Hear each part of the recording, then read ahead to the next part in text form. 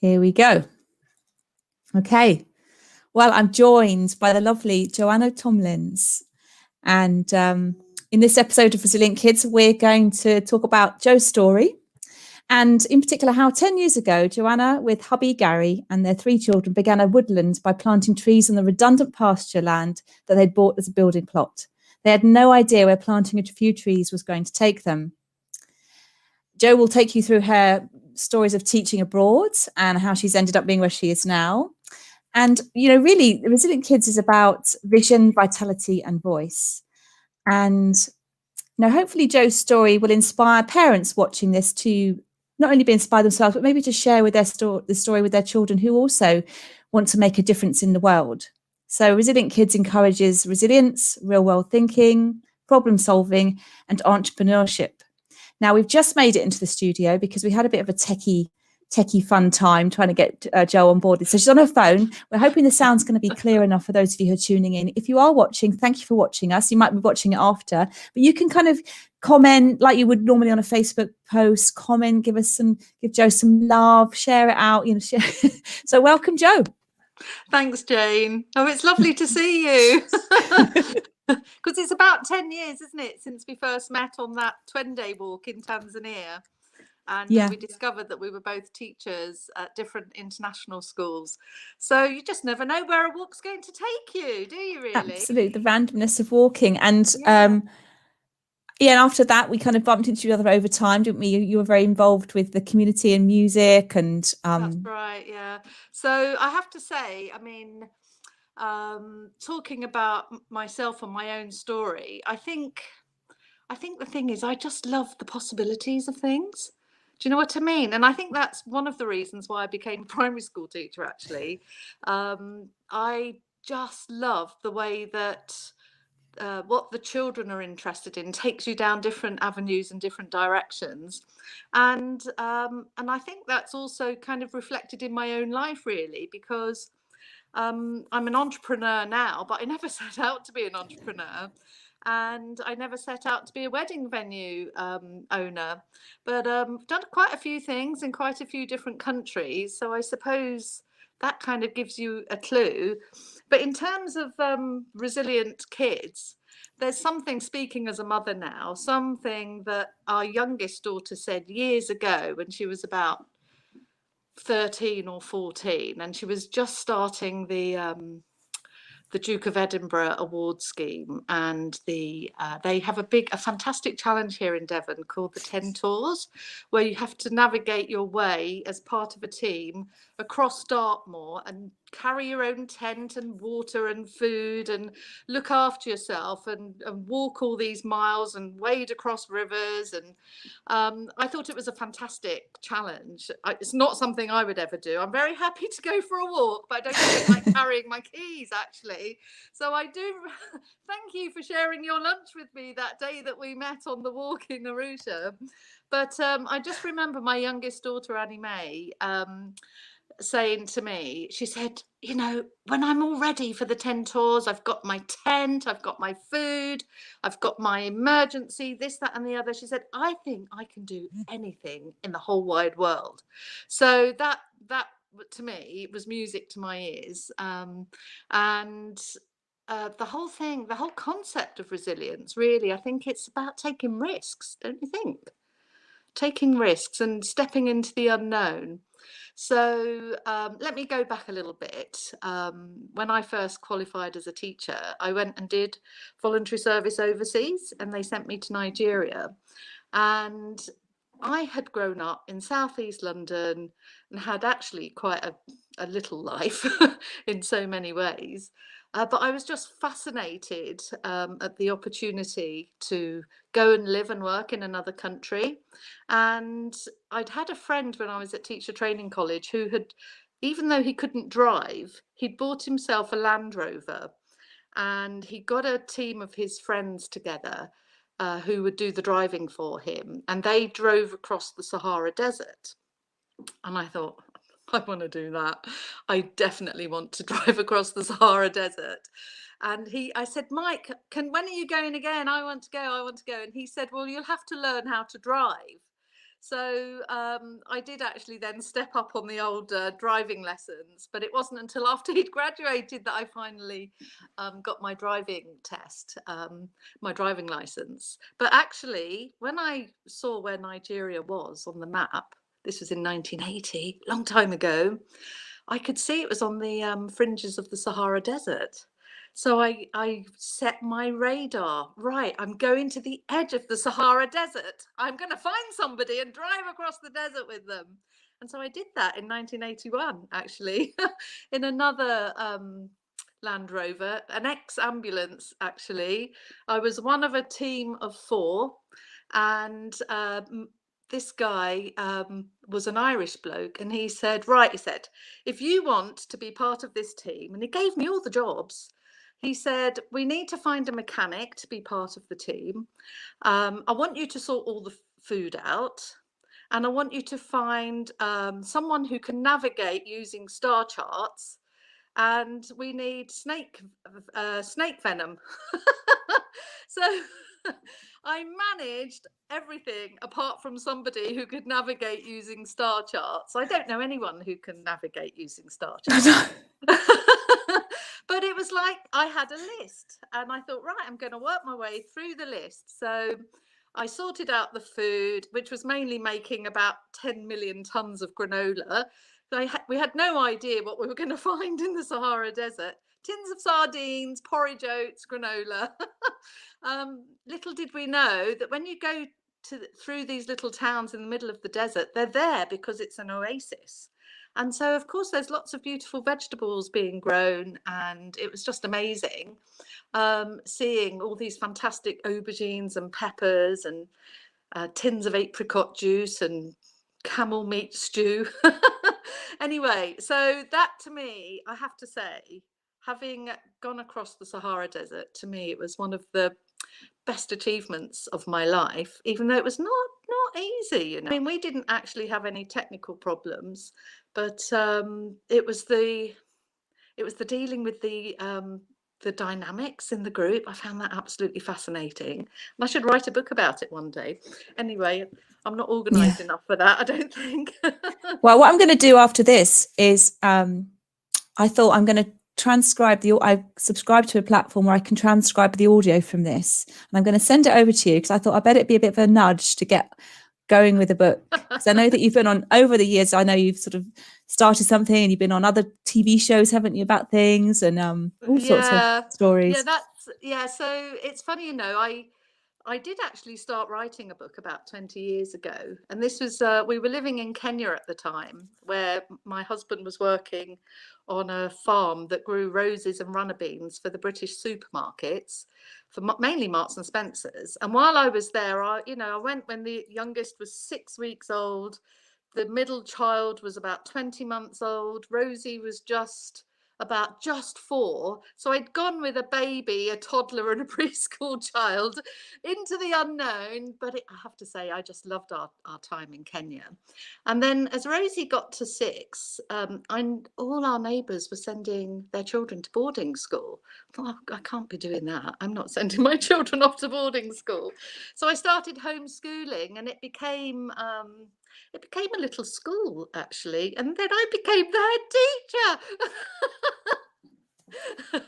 So I don't know where I'm going with this story. Oh yes, I started writing. I'd come home from school and I started writing this food memoir, and this was more than 20 years ago, Jane. And I started writing to all the people that had fed me food that I'd loved. And started writing it into a sort of, I suppose it was a biography. A sort of a food memoir, and I've written about 35,000 words of that, but that was 20 years ago. And it's just stayed. I've transferred it from a floppy disk. Now it is actually on my computer, and I do have this idea that I'm going to be a writer one day, but I find it hard enough to write the blogs for my website.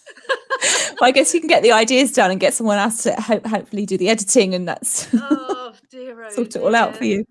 Yeah, so I have to say I need to find a way of being accountable to myself. Do you know what I mean? I mean, when you're a teacher in a school, you know, the children come in and break times here, and you've got to send your lesson plans in, and it's all kind of, you're within a framework, even though you're free to do what you like. Yeah. But when you're working for yourself, it's like yesterday afternoon, I spent about 3 hours painting. We're building a pergola in our courtyard. This morning, the man came. Today's the last day that we can trim the hedges before the birds start nesting. And so the tractor man came with a great bin. So I had to show him, don't cut here, don't cut there. Now I've got this. I've got a virtual show around at 12:30. And this afternoon I'm going to go and plant some more flower seeds for the cutting garden. So I do love it all, but what I'm supposed to be doing something on Pinterest, I've just discovered. Oh, I'm on Pinterest at the moment. I've been pinning your pins onto my board. Oh, thank you. So the thing is, all this social media, Jane, I mean, I take my hat off to you. I just find it all a bit, I feel like a hamster in a hamster wheel. So and sometimes I do feel a bit overwhelmed by it.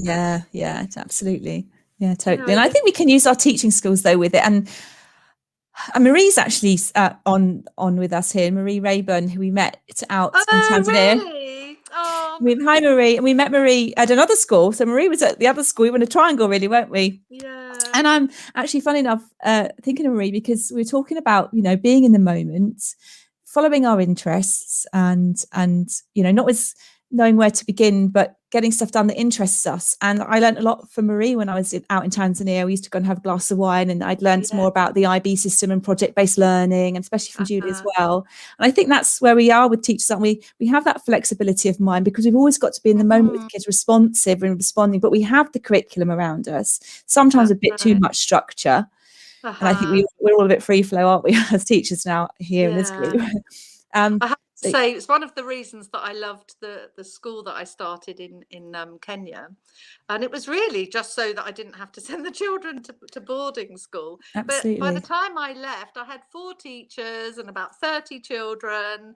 And wonderful. You know, once a month we all jumped in the school bus and just went on a safari. So it's just amazing. and it's like, yeah, it was just great. I loved it because there was no one breathing down our necks, although the inspectors did come one day to the school, the Kenyan education inspectors, and they sent the report and they said, we're not very happy. And I said, what's the matter?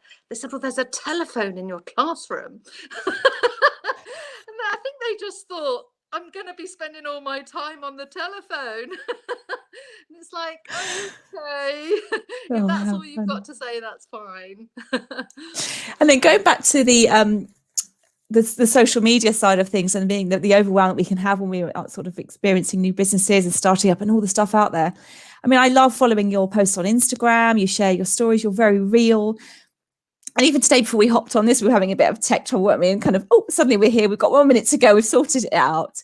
But, you know, the stories you can share from where you are now about your previous experiences and the beautiful setting that you're in is so, it's almost like an easy thing to do because you can be in the moment. This is what we're doing today. I'm trimming this stone. I'm planting this today. And that is social media in action. You know, you're socializing, you're engaging. And even here today, we're broadcasting this and you're getting some exposure, and people are hopefully going to have a look at, you know, the beautiful higher Holcomb. I've got a little banner actually I've made. Yeah, I'm just going to find my banner. I think you're amazing. Yes.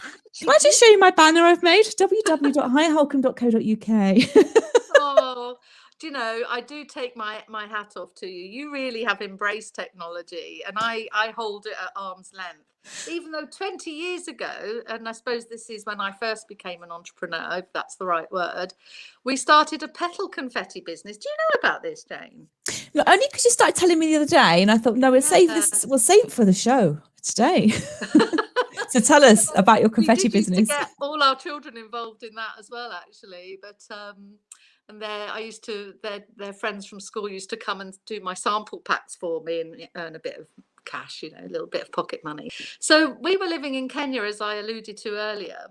And Gary's boss, the bloke who owned the company, was actually a Cornish bloke who had gone to East Africa as an engineer, played rugby, made contacts, and decided to become a bean farmer, but didn't know how to farm because he wasn't a farmer. And so he got this team around him, and Gary was one of them.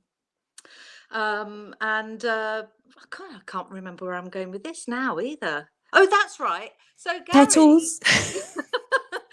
Gary said to me one day, we'd been there a number of years, and he said, "You know something? My boss always takes up the ideas that I give him, and it's really fascinating and satisfying to see my ideas come into action." So, I mean, one story is the runner beans that they were growing. If they weren't the right length or the right fatness or this, that, and the other, the supermarkets would reject them. So Gary came up with this idea. Well, why don't we cut them up? And then no one can see what size they are, and they're a sort of ready to go, ready slice. So you can buy now sliced runner beans. Anyway, let's use ideas for ourselves. What can we do? We should try and do something. And his main role was as the rose agronomist. Okay. And he was actually on the television with that. You know, that BBC Two program, How Do They Do That? It was How Do You Get Roses in England for February. Anyway, the BBC Wow. came out and filmed the whole thing. But it did make us look at what we could do. It's like, well, we certainly can't be rose growers because it's all sorted. What else can we do? What else can we do? And we had the most beautiful garden in Kenya, and it was so lovely for the children. They just played out the whole time. And we had a whole sort of bank of different coloured bougainvillea petals, bushes. So it's like, well, we need to do something that's dry, it's not fresh, so it won't be dependent on this, that, and transport, blah, de, blah. So we actually went around with a cereal bowl, got the children involved, come and pick these petals, and we dried them in our airing cupboard in Kenya, and at different heights in the air. And we discovered if they were too close to the immersion heater, they went crunchy and crispy. They were no good at all. But if you dried them slowly, they maintained their shape, they maintained their color, and it was like, this would be the most beautiful natural petal confetti.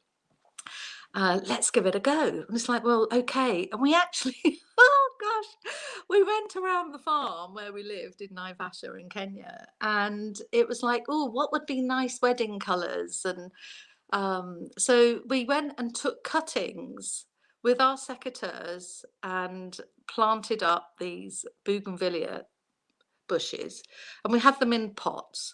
And it's like, well, we need someone to grow them for us. Anyway, that was the beginning of a business called Passion for Petals. And we, at the end of 99, I went back to England. The, the bougainvillea bushes grew, they got picked, they got shipped.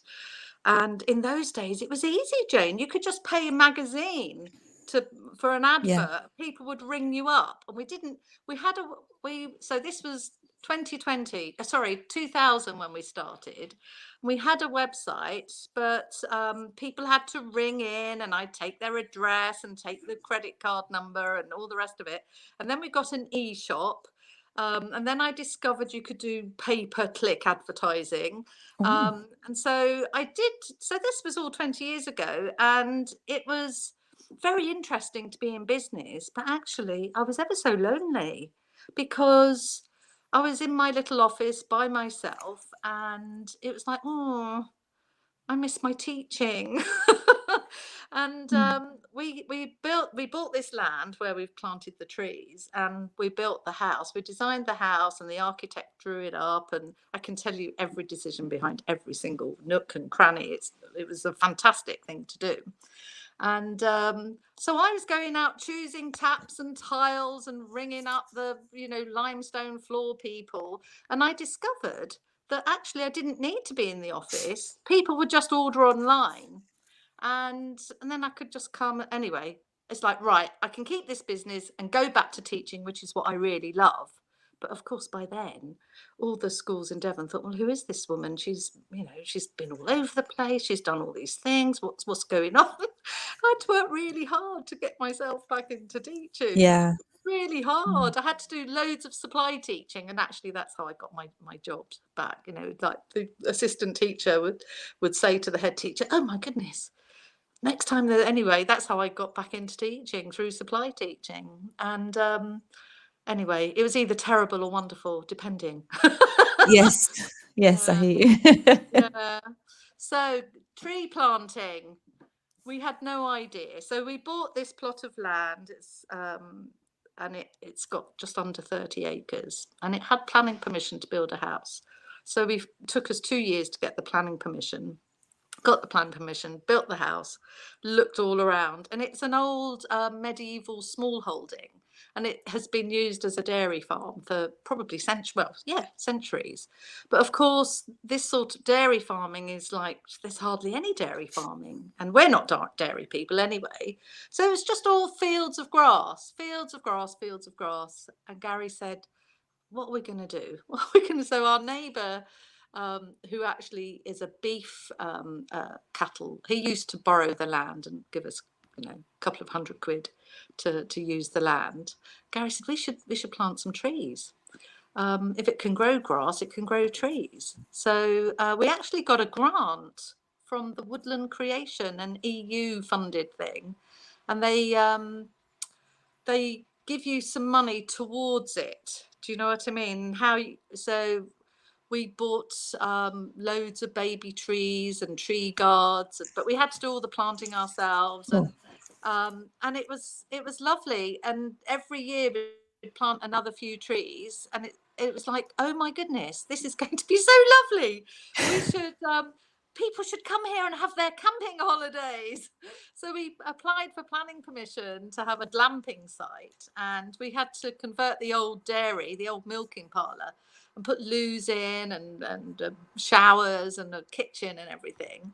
And we rather went to town on that, and we've actually got the most beautiful barn that's been renovated.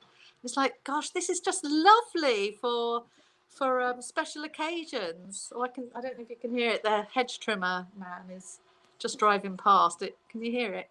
no. Anyway, so meanwhile we'd moved to Tanzania, and we Gary had got the opportunity to work in Tanzania, and I luckily got a job, as you know. But every time we came back, especially if it was in the winter, we'd plant like another 500 trees or another 1,000 trees. So Wow. all the years that we were in Tanzania, the trees were beautifully growing, and then suddenly we had this woodland, and it's like, oh, right, okay, let's do the renovations now. So that all happened while we were in Tanzania. So it was a little bit kind of like, but anyway. So I love it, actually. I'm so proud of the woodland. Mm. We've got a couple of unique features that one was an accident and one was an idea that somebody gave us. The accident was created by our son, who had just finished school. And we said to him, right, you plant the next 1,000 trees, and can you do them here and do it in a curve? And he used his maths skills to work out how to do the curve on a hill. So anyway, he was supposed to mix the trees up a bit. So they're all, different deciduous trees. And he got a little bit lazy. I think he got fed up, because it's quite hard in January and February planting trees in the freezing cold. And anyway, there are these rows of silver birch trees, which should have been a little bit more higgledy-piggledy, but they're just in straight rows. But now that they've grown, you've got these beautiful avenues lined with the silver birch trees. And we call it the Silver Birch Church. And we've actually had a wedding in there, a very small wedding last September, just 20 people. And it was just lovely. It was really lovely. And the other unique feature that we've got, I wish that it had been our idea, but we did employ a landscape person to sort of give us a few ideas. And he said, what about a Willow Cathedral? It's like, what? Willow Cathedral? Never heard of it. What's a Willow Cathedral? He said, there's one at the back of the shopping area in Taunton. So off we drove to Taunton, and he told us where to go. You park your car in this retail car park place, and you go walking through the levels, and there's this really beautiful established Willow Cathedral. And it's like, we have got to have one of those. So he told us the kind of variety of willow to plant. We went off to got lost. The sat nav didn't work. Anyway, we finally found the place. And almost 3 years ago, we planted the willows. And just before we had our first wedding, we had to design the actual frame for it. And so that was very exciting, and I was so relieved when it actually went into the ground. So it's like a frame for the willow to sort of follow as it grows, and it's Right. lovely. Did you see the Yeah. picture yesterday? No, I haven't seen it actually. And it's lovely Yeah, hearing all these stories because I see all these little disparate bits of your life and everything. And now today yeah, that's why I thought, come and talk, because I want to put it all, it'd be lovely to hear it all together. And yeah. I know there's lots of things we haven't talked about right now, but we're going to sort of close now. But I know there's, Gary's got the stories about the chili peppers and all of those stories. Oh, I'm really no, hoping I that can't. this is a bit of a flavour for people watching this now who go, Joe, you've got to write that book. This Oh, is going to be our prod. We're making you accountable now. You've got to write this book. oh, you're very And encouraging. I'm going to put the, so someone's put here. Jane loves a banner. Now, I think that's probably Jason who's put that, because I run a show with him on a Sunday. He calls me Banner Girl because I'm always making these banners. So thank you for watching. If it is Jason. And Jason's part of the Resilient Kids team. I call him my creative director. And I have made a board for him on Pinterest called Miserable Dad. He's got the Miserable Dad board. So if anyone's on it, he's one of a kind. So you can have a look on there as well. Banners. Now, Marie might still be there. So here we go. Just to finish. There we are again. hireholcombe.co.uk. You can find out about Job some more and all these lovely stories she's been sharing about the beautiful place, which we're all now lovingly wanting to come and visit and get married again. Do we have to get married to come? No, we have all kinds of occasions here. We have anniversaries, birthdays, all kinds of things. No, it's great. And it was other people who gave us the idea, and they said, oh, you should host weddings here. It's just lovely. And it actually really is lovely. I can't believe it's ours. I can't believe it. It's just so lovely. Like today was a frosty morning, and it's just great. Sounds so absolutely magical. And what a place to bring children to, I guess, as well, if they're allowed to come and run around. Well, the thing is, I had this idea that I wanted to do during the week, do some kind of, you'd like this actually, Jane, this is your kind of thing. I'm going to move sort in. of Woodland School thing, and do storytelling and creative science and definitely poetry. Do you know what I mean? Really? But, you have to get different planning permissions for all of Oh, that. I bet you do. Ring up the school and say, come on, we've got the loos. If it's soggy, the children have got a place to eat their packed lunch. It becomes so much red tape, doesn't it? I'm just writing a book actually for kids on for families for nature. So maybe the book can just be a guide that they can pick up and use and make it easier. The thing is, like you as a primary school teacher, you just get carried away with the possibilities of things.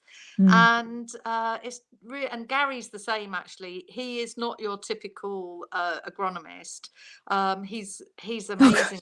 Creative. I need to get him on here as well with you both talking, because I mean that's between you both, it's like, oh my god, you get so much done. Well, he's in Senegal at the moment starting a chili farm. Yeah. He did take his flute with him, and he says they have these little what do you call it when you're just allowed to go in and play your acoustic evenings in these little bars. And he says he just goes and jams with the amazing Senegalese musicians just in these funny little bars in the local town. It's great. He just loves it. Yeah. Marie's written, if the UK allows me to enter without quarantine in July, I may be able to visit. A catch up at Higher Holcombe would be perfect. We can plan our school. Yes, we can plan our school. And Marie, actually, you're coming on here to talk sometime too. I'm just letting you know that. Is Marie still in Mongolia? Marie, are you still in Mongolia? I think so. That's I believe amazing. So. That's amazing. I'm going to be a horse whisperer. I'm scared of horses. Now I can't get rid of my banner. So Joe, any final words before we leave before we leave the broadcast? Well, I feel that I've rambled a bit, don't you think? But no, it's been great. And this was your time to. Oh, she's in Egypt. She's put in here. She's in Egypt, and then she's corrected it to Egypt. I didn't know you were in Egypt, Marie. Did you tell me that? I think I knew that she was in Egypt, actually. Oh, I so I have obviously wasn't listening as usual. no, thank you very much for inviting me on, Jane. It's yeah, it's lovely to see you again after all these years. And Yes. I should do a StreamYard thing. I've never been, you know, Well, I'll have to have you teach heard you. about Clubhouse? Yeah, I've been on Clubhouse, yeah. Oh, Or have you? Jason's an influencer. He's been on Clubhouse. He gets one or two people on the show with him. I just think it's I just feel like such a dinosaur. No, well, I'm doing a separate one actually, Random Dialogues, not Resilient Kids. I'm doing another one on there actually. So maybe we can get, I said to people in the week, if we get a few of us on there and support each other, we can get something else launched for each other, and maybe it'll be a nice way to build an audience. Fantastic. And, Anyway, closing remarks. I would just say, if you have an idea and it motivates you and it interests you and it seems possible, just give it a go. Just do it. Just do it. Yeah. Just do it. Let's see what reason. This was such fun. Great to hear your story, Jo. Thank you, Maureen. Thank you for tuning in and listening and watching. And it has been fantastic having you with us, Jo. Thank you so much. Thanks, Jane. Bye, Mari. See Bye, you everybody. in the summer, we hope.